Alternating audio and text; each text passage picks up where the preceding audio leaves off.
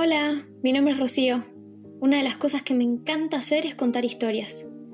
Esta historia que te voy a contar es de cuando vivía afuera en el 2017 y 2018. En ese momento tenía 21 y 22 años. Documenté mi aventura en varios cuadernos de viaje, y estos audios comparten lo que escribí en esos diarios.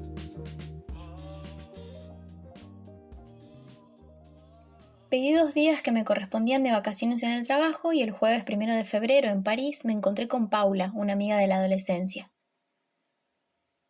París era una ciudad que inicialmente no era parte de mi lista de deseados, pero que en el fondo siempre quise visitar. Encaré el viaje de manera inteligente, sin expectativas, con pocos lugares obligados a visitar en la ciudad y con ganas de comer rico. El jueves madrugué, dormí muy poco en el avión.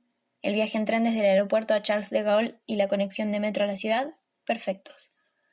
La esperé a Paula en un Starbucks cerca de la dirección que me había pasado, la casa de su primo Johnny y su familia.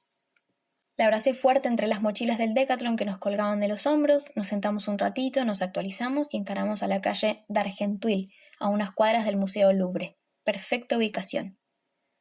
Abrimos la puerta del edificio con un código de números y subimos por el ascensor más chico que vi en mi vida. Apenas entraba yo con la mochila puesta. Nos esperaba Johnny con la puerta abierta.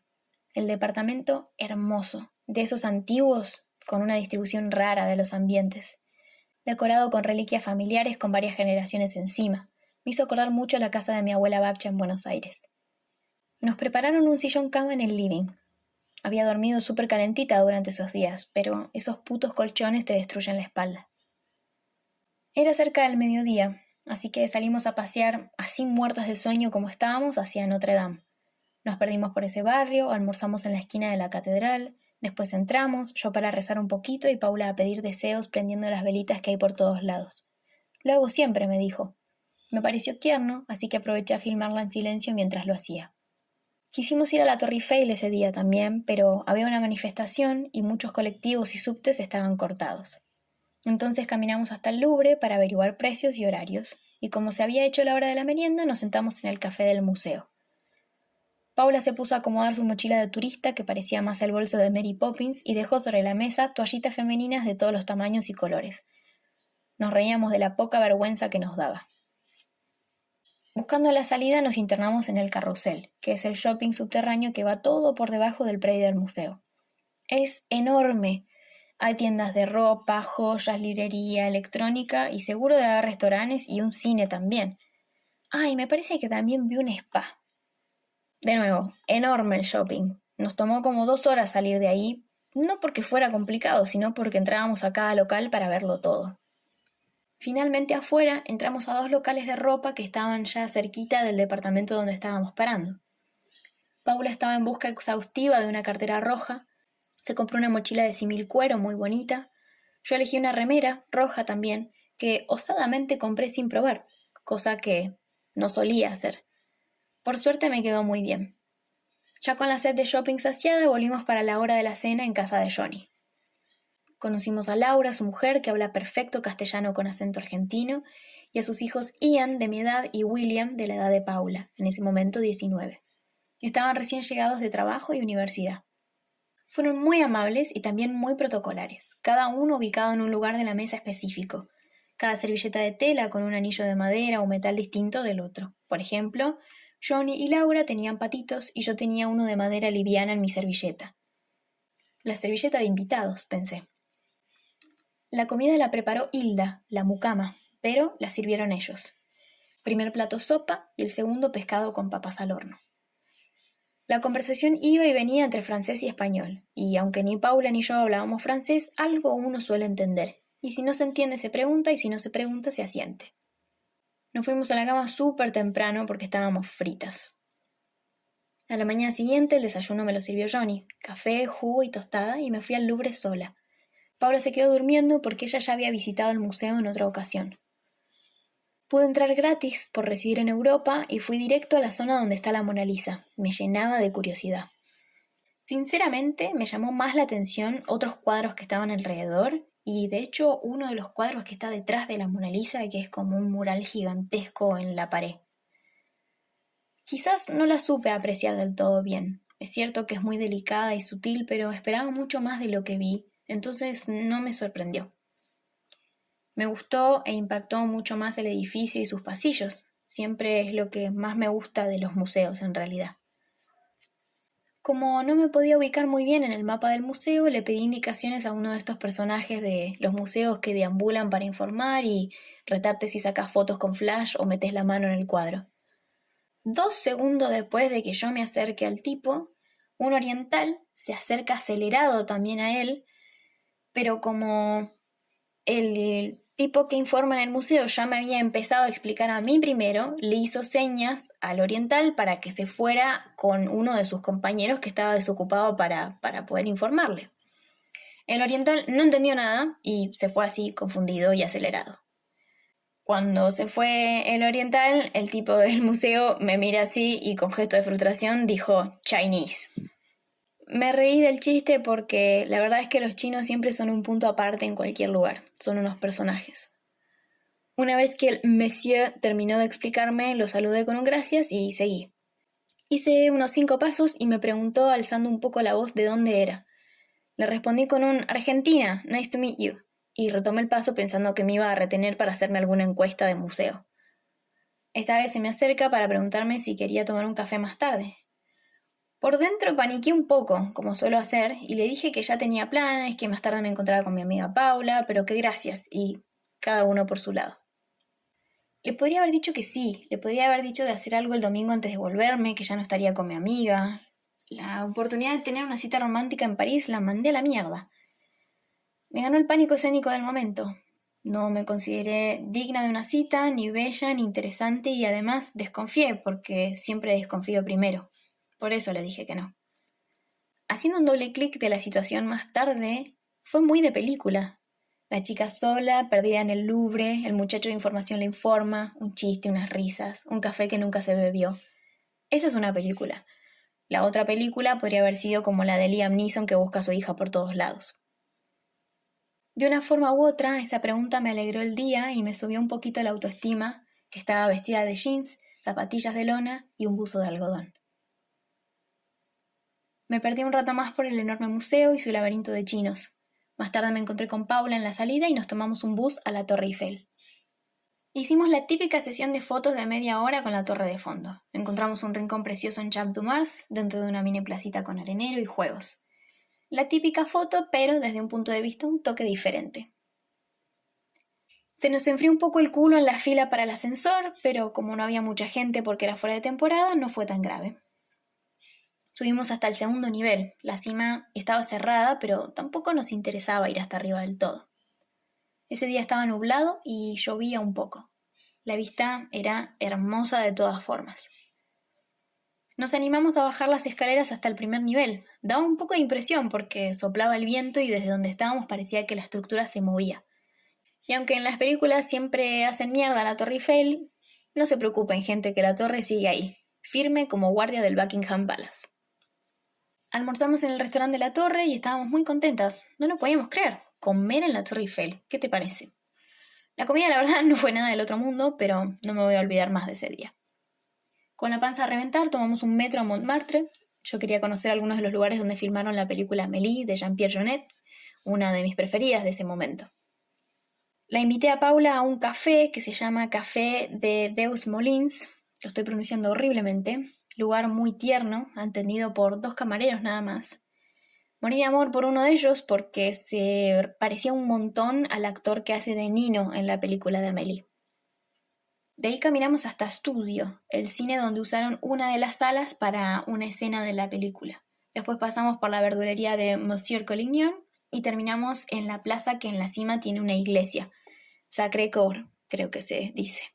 Paula hizo su ritual de prender una velita y pedir un deseo. Otra vez volvimos para la hora de la cena, lo de la familia Petty, y contentísimas con todo lo que habíamos hecho en el día. Cenamos esta vez milanesas con puré. Yo hacía meses que no las comía y las terminé comiendo en París.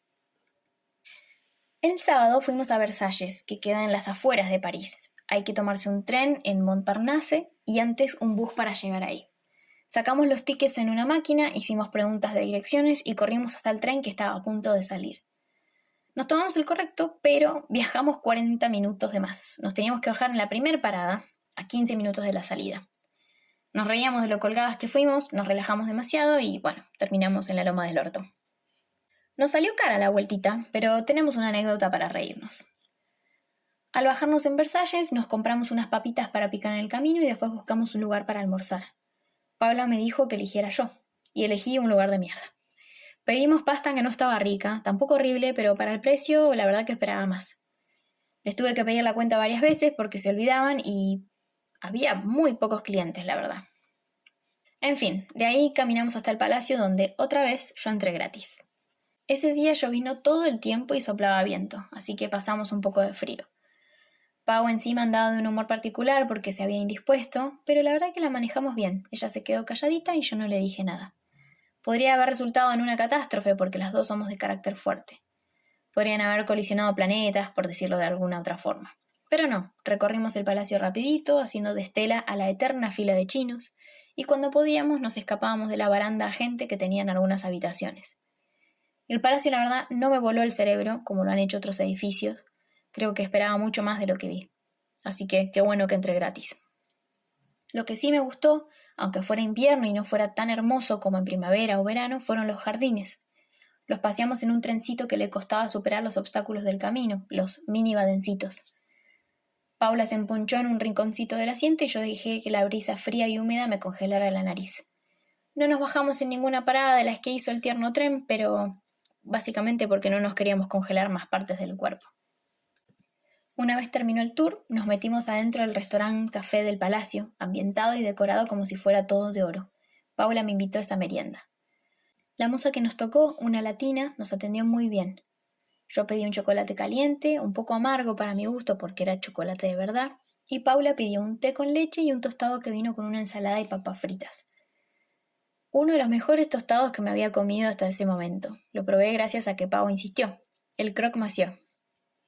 Viene como con una salsa blanca de crema que le da un toque, y a este en particular le espolvorearon un poco de pimienta negra. Me pareció la mejor idea del mundo en ese momento. Pau se puso toda colorada porque no está acostumbrada al picante. Me dijo que a la comida no le pone nada más que sal, algo que hasta ese momento yo no sabía de ella y que me dio mucha gracia. Yo venía curtiéndome con el picante porque en la casa de Paolo, Caro cocinaba curry bastante seguido. Los hacía al principio suaves para mí y después les iba agregando más picante a medida que yo me iba acostumbrando, algo que agradezco mucho de ella. Nos tocó volver hacia la estación de tren y lo hicimos con mucha fiaca. Pau se durmió en el camino de vuelta y yo iba atenta a las paradas. Nos bajamos de la estación Javel con un mar de gente y tomamos el bus 22 hasta Galerías Lafayette, un shopping. Mi amiga estaba en su mundo y yo la iba siguiendo como su sombra, callada y escurriéndome entre esquinas y gente. Los shoppings así tan enormes y llenos de personas no son mis lugares preferidos en el mundo, al contrario que Paula, pero reconozco que tienen cosas interesantes. Después de que Pau se probara bastantes anteojos de sol, pasamos por una vinoteca y compré un vino para agradecer a la familia Petit. Esa noche, la última en París, no cenamos en la casa. Todos tenían planes diferentes, de cine o cena, o juntada con amigos. Así que nosotras nos dimos un panzazo de despedida en un restaurante a media cuadra.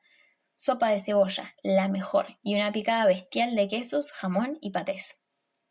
Paula estaba feliz con su copa de vino tinto. Volvimos temprano al departamento, me duché y dejé todo semi-preparado para el día siguiente. Yo me iba hacia Berlín y mi amiga a Barcelona, a pasar los últimos días antes de volverse a Argentina.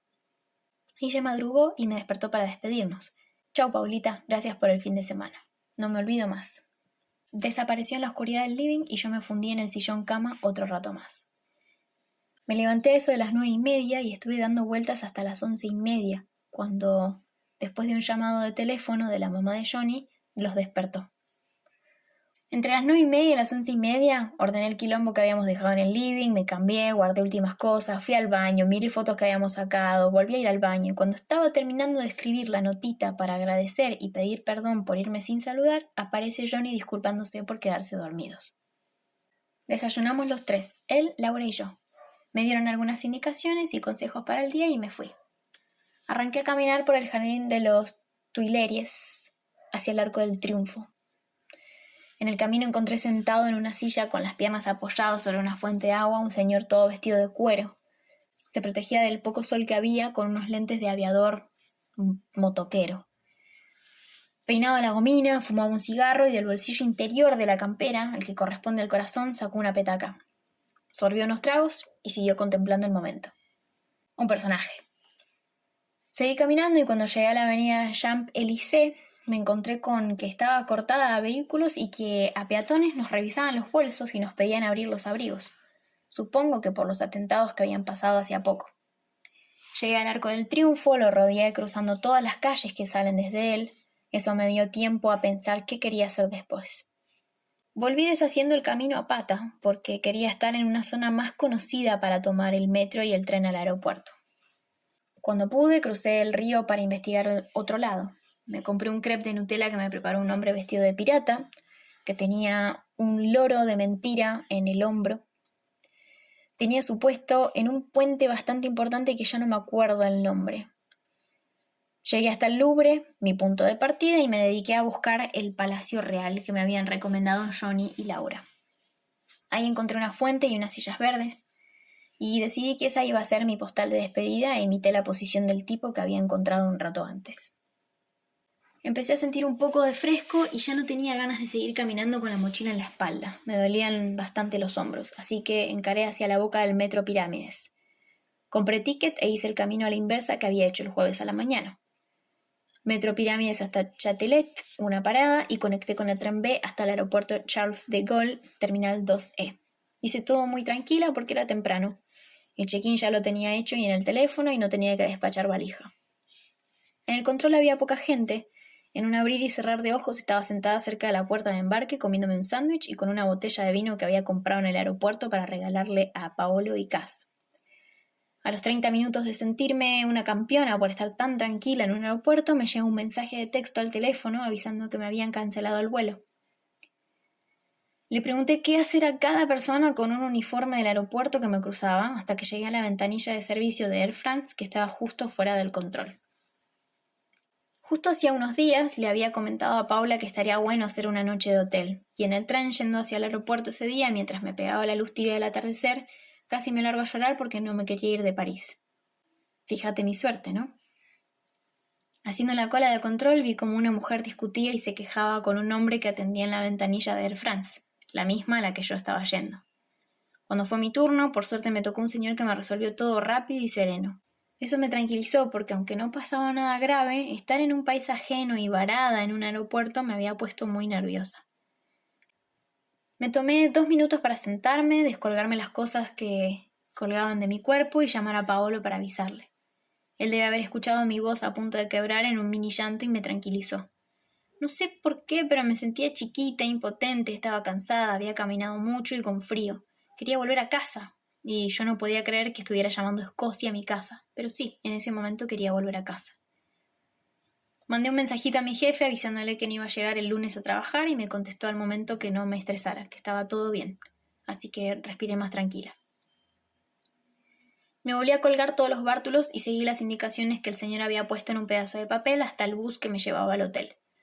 Pensé que me iba a tocar un hotel 5 estrellas con pileta, jacuzzi y masajes, pero no. Los que decoraron el lugar, cero sentido de estética. La comida era de comedor, sin sabor. Ni siquiera los caramelos que te dejaban de bienvenida eran ricos. Pero bueno, por lo menos todo estaba muy limpio. Una vez que me comí la decepción de cena, volví a la habitación y me pegué un baño bien caliente, y de ahí derecho a la cama. Cuando me desperté el lunes fui directo a esperar el bus de vuelta al aeropuerto. No pensaba desayunar otra decepción. Mi vuelo era a las 3, tenía tiempo, pero lamentablemente no pude aprovechar el día extra en París porque el hotel quedaba a trasmano y tenía que hacer demasiadas conexiones de transporte para volver a la ciudad. Mucha plata para gastar en poco tiempo, para pasear solo unas horas de ese día en la ciudad. Además, la idea de pasar un poco más de frío cargando con el peso de la mochila en la espalda no me resultaba muy atractiva. Volví a hacer todo con la misma tranquilidad del día anterior, me dejaron pasar el vino por el control porque les mostré el ticket del duty free y busqué un lugar para desayunar. Me apropié de una mesa donde desayuné y me senté a observar el movimiento del aeropuerto. De haber estado ahí unas 2 horas bajando a papel lo que estás escuchando ahora. Cuando se hizo el mediodía usé el voucher que me dio el buen hombre de Air France y me comí otro sándwich del aeropuerto porque no encontré otro lugar mejor donde comer comida de verdad. La hora y media, 2 que me quedó, la estuve paseando por el aeropuerto, entrando a perfumerías y sacando fotos. Embarcamos por bus. El vuelo tuvo algunas turbulencias, lo más interesante del viaje, y cuando me quise dar cuenta ya estábamos aterrizando. Por suerte salimos del avión y tuvimos que caminar un poquito por la pista al aire libre. La persona sentada delante mío venía descargando gases que me fumé todo el vuelo y necesitaba respirar aire fresco, no uno que esté encapsulado herméticamente por 2 horas. Una vez pasado migraciones, me senté a esperar a mi tío, que acababa de salir del trabajo y estaba en camino. Me relajé de verdad arriba de la van de Paolo, y una vez que me duché pasé ya a otro plano. Estas son las aventuras y desventuras de Rocío. Si no tuviera de ambas, no podría contarte nada.